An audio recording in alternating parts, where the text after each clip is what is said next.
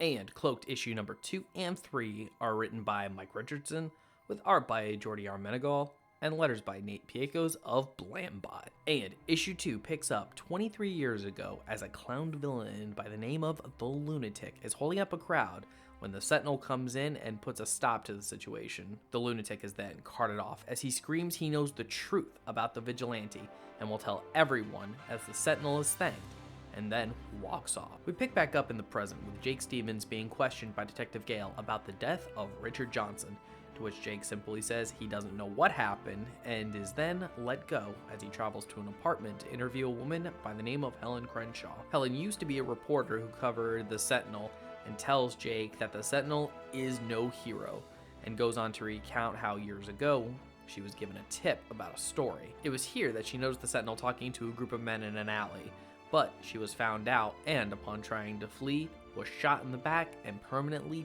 paralyzed. Helen then informs Jake that he should speak with Jeffrey Walton, aka the Lunatic, next, as he is the only person to ever shout and claim that he knows who the Sentinel really is. Jake gives his thanks and heads out to his car to make a phone call to Byron West about possibly securing access to the asylum where the Lunatic is, when he's suddenly caught off guard as Helen crashes onto the hood of his car. Jake looks up to see a silhouette in Helen's apartment and races back up to find that there's nobody there. He then tries to run back out, but the police have already arrived and he is then arrested. Which brings us to issue number 3 as we begin once again 23 years ago, with the police commissioner announcing his candidacy for mayor as a masked assailant takes shots at him, but the commissioner is saved by both the Sentinel and his sidekick, and afterwards, the caped vigilante is heralded as a hero. We then return to the present with Detective Gale questioning Jake about Helen's death, with Jake refusing to confess to the murder, even bringing up how he has no motive, and instead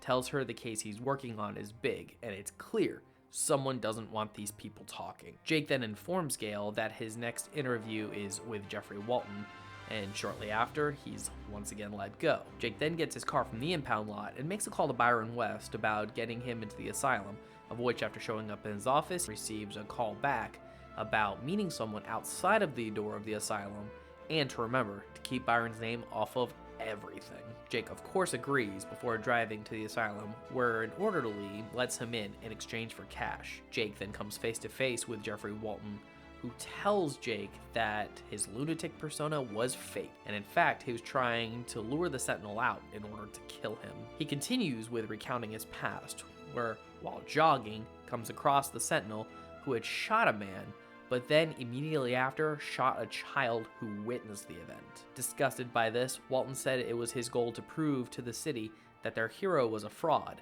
and created the Lunatic. But in the end, it backfired on him, and he was the one that was locked up for the rest of his life. It's then that the orderly bursts in and tells Jake he needs to move, when Jake quickly asks Walton the identity of the Sentinel, to which Walton just says, evil. Deep down evil. Jake then flees and is forced to punch the orderly to help him protect his job, before he manages to get out of the asylum and drive away. Unfortunately, he was made, and the following morning Gale receives the information about Jake not only punching the orderly, but also having talked with Jeffrey Walton, who was later found hanging in his room. And the plot thickens, because one thing that I definitely see over the course of these first 3 issues is that it's kind of clear Jake's sort of being set up here, because we know only one thing for certain over the course of these books, and it's that the Sentinel, who tries to prop himself up as a hero, is not a hero, much like how Helen says in issue number 2, and in fact is a straight up villain. Because here we are 1 issue away from the end of this miniseries, and we still don't know what the Sentinel's motivations were, why he did what he did,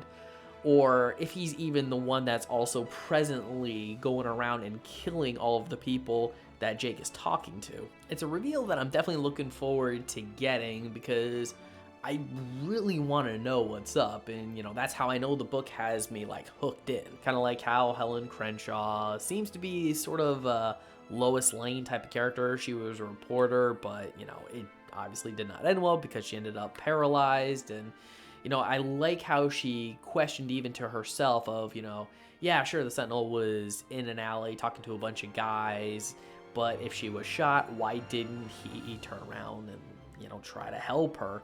And it's pretty much, left open to us thinking that, yeah, most likely it was the Sentinel that did indeed shoot her. And even though she doesn't explicitly say it herself, I'm pretty sure she also believes that the Sentinel shot her, because it's probably the only reason why he could witness an event like that and do nothing to help. But by far, one of my favorite reveals was in issue number 3, when it came to Jake talking to Jeffrey Walton, aka the Lunatic. Because at the start of issue number 2, this was even set up. We saw he was in, full clown makeup, and he was very much embodying the Joker, only to then reveal to the audience that he made up that entire persona. He was not actually crazy, well, maybe at least at the time he was dressing up, and instead he just wanted to draw out the Sentinel in order to expose him as the fraud that Jeffrey knew him to be. And it also creates this interesting dynamic because the Sentinel just will not kill the Lunatic, much like how Batman will not kill the Joker. But while Batman doesn't kill the Joker because he doesn't, want to cross that line and start himself, down a much darker path, the Sentinel in turn seemingly keeps the Lunatic alive in order to most likely punish Jeffrey for even attempting to expose him in any fashion. Because with the Sentinel, once again, being, this sort of Batman archetype, I mean, of course, he knows who the identity of the Lunatic is. Everybody does. But much deeper than that, the Sentinel most likely already knows that Jeffrey saw what happened, saw him kill that guy and then that girl, and he decides probably to keep him alive as a way to saying, I know what you saw, I know what you're doing, you are not going to pull one over on me. And even at the end of it all, Jeffrey admits that, yeah, the joke was on me. And also, one additional character moment that I liked with Jeffrey, aka the Lunatic, was the fact that he says, the ball that girl had, I wear on my nose. I keep it over there every day as a reminder to myself so that no matter how many times I go through the shock treatment therapy, I never forget. And in general, that's also one of the bigger reasons why I like these interview sequences with these characters, is because we get a sense about who they are, find out more about how the Sentinel's not really that awesome of a dude, and then they die, which makes these meetings all the more tragic. And this also now kind of makes me wonder just exactly how this entire thing is going to end, especially since Jake is basically now 3 for 3 about interviewing people who ended up dead. I mean, I'm pretty sure there's going to be a warrant out for his arrest, but he's still got to try to buckle down and finish his job. And what else can I say? This book was exceptionally well done. I mean, when it comes to the art, like I said in the first issue, I think it's going to be a bit of acquired taste, but for the story that's going on here, I really like it, and I think it works. And with that, I'm going to score Cloaked issue number 2 and 3 a 9 out of 10. So Cloaked issue number 2 and 3. What did you think about these books if you've read them? I'd love to hear your thoughts. Please leave your comments in the comment section below. And if you like this video, I'd love it if you'd smash that like button, share it with some friends, subscribe if you're not subscribed already, and ring that notification bell for more comic book content. And if you're wondering what to watch next, consider one of these 2 videos. Alright, take care, have a great day, and as always, stay geeky.